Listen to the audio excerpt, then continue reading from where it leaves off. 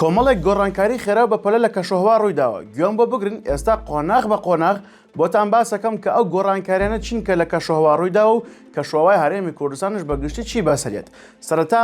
لاپلەکانی گەرماوە دەست پێکەم لە ئەنجامی دروستبوونی کەشوهەوایەکی فێنک و بارستەهەوایەکی فێنک لە دەریای ناوەڕاستەوە بۆ ناوچەکانی هەرێمی کوردستان بە پێی پێشبینەکانم بێت سبەی ڕۆژی هەینی واتە 29 پێنجی 2026 پلەکانی گەرما لە سەر تاسەری ناوچەکانی کوردستان دائەبازێت بە ڕێژەی 6 پلە تاوەکو 10 پلە سیلیزی واتە کەشوهەوای هەرێمی کوردستان لە ڕووی پلەکانی گەرماوە دابەزین بەخۆوە بینێتی کەشوهەوا بەگشتی فێنەکە بێ و ئەم دابەزینش بەگشتی هەتاوەکو ناوەڕاستی هەفتەی داهاتوو بەردەوامە واتە سەرەتای مانگی 6 پاشان بەگشتی کۆتایی پێدێت و پلەکانی گەرما دووبارە هەڵەکشێت و کەشوهەوا گەرمە بێ. ئەمە سەبارەت بە پلەکانی گەرما.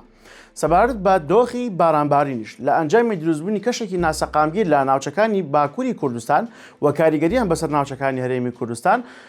پێشبینیم وایە کە سبەینێ لە کاتەکانی نیوەڕۆ هەتاوەکو شەو بڕێک بارانی بەهاری زۆر کەم لە ئیدارەی گەرمیان و پارێزگای سلێمانی و پارێزگای هەڵەبجە و ناوچە شاخەوەکانی ئیداری ڕاپەڕین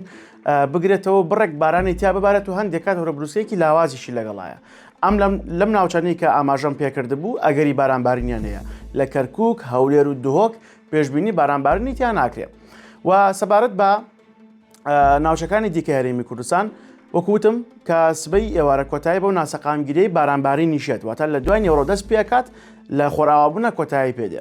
ڕۆژی شەمە دووبارە ئەگەری دروستبوونی کەشی ناسەقامگیر هەیە ئەم جارە تایبەتە بە ناوچە شاخاوەکانی پارێزگای دهۆک و سەنتەری پارێزگای دهۆک و ئیداری سۆران و ئیداری ڕاپەڕین. ناسەقامگیریەکەی ڕۆژی شەمە بەراورد بە سبەی هەینی زیاترە و ئەگەر هەورەبروسکەی تند و چالاک و بارانبارینی باشەیە بۆیە ئاگادار بن ڕۆژی شەمە لەو ناوچەنی کە ئاماژەم پێکرد بوو ئەگەر هەورەبروسکەی تند و چالاکەیە. ئەمەش سەبارەت بە بارانبارین. سەبارەت بە چالاکی با و خۆڵبارینیش بە هەمان شێوە بە پێی پێشبینەکان بێت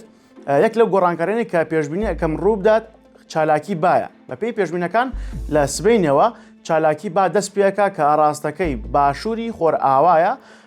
بە ڕێژەی 20 تاوەکو 29 کیلۆمتر لە سەعاتێکە. ئەمەش ئەبێتە هۆی دروستبوونی خۆڵبارین هەر بۆیە